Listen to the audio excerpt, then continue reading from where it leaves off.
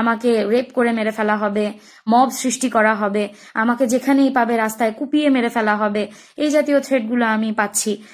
প্রত্যেকদিন সারাদিন সারা রাত আমার মোবাইলে অনবরত টেক্সট আসতে থাকে।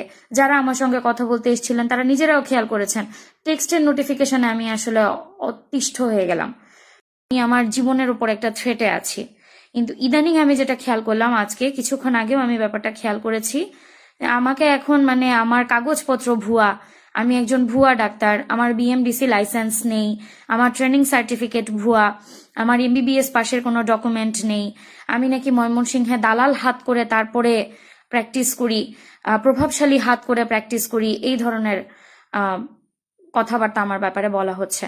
আমি একজন অবসরপ্রাপ্ত সেনা সদস্যের সন্তান, আমার কেন প্রভাবশালীদের সঙ্গে আসলে ওঠা বসা থাকবে? আমি এখন প্রায় রাত 2টো বাজে। আমি আসলে এত গভীর রাতে নিতান্তই বাধ্য হয়ে আসলে আমার এই ভিডিওটা করা। মানে একটা জিনিস হচ্ছে, আমি যখন রোগীটাকে হাতে পাই, বাচ্চাটাকে আমি যখন হাতে পাই, আমার রুমে আমি, বাচ্চার মা, বাচ্চা এবং আমার 2জন অ্যাটেন্ডেন্ট সবাই উপস্থিত ছিল, এবং বাচ্চার মা এবং বাচ্চার সঙ্গে আমার কি কি কথোপকথন হয়েছে এটার 2জন উপস্থিত সাক্ষী আছেন।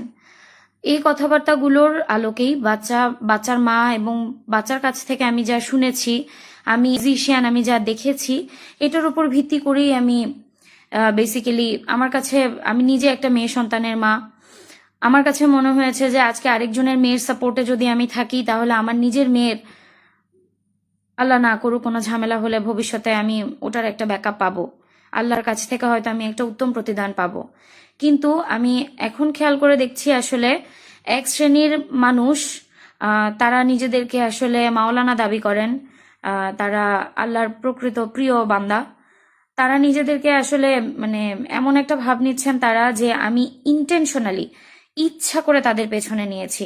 আমি জন্মসূত্রে একজন মুসলিমের সন্তান, মুসলিম উপায়েই আমার সারা জীবন চলেছে।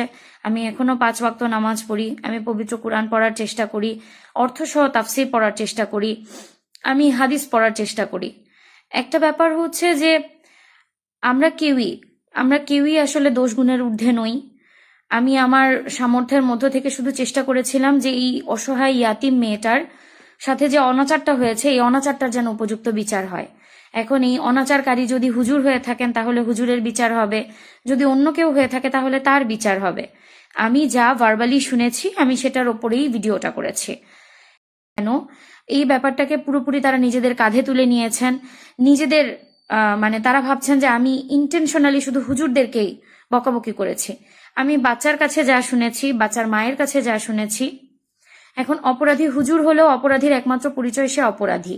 এবার সে হুজুর হোক, সে সাধারণ মানুষ হোক, সে জেনারেল কেউ হোক, অপরাধীর একমাত্র পরিচয় অপরাধী।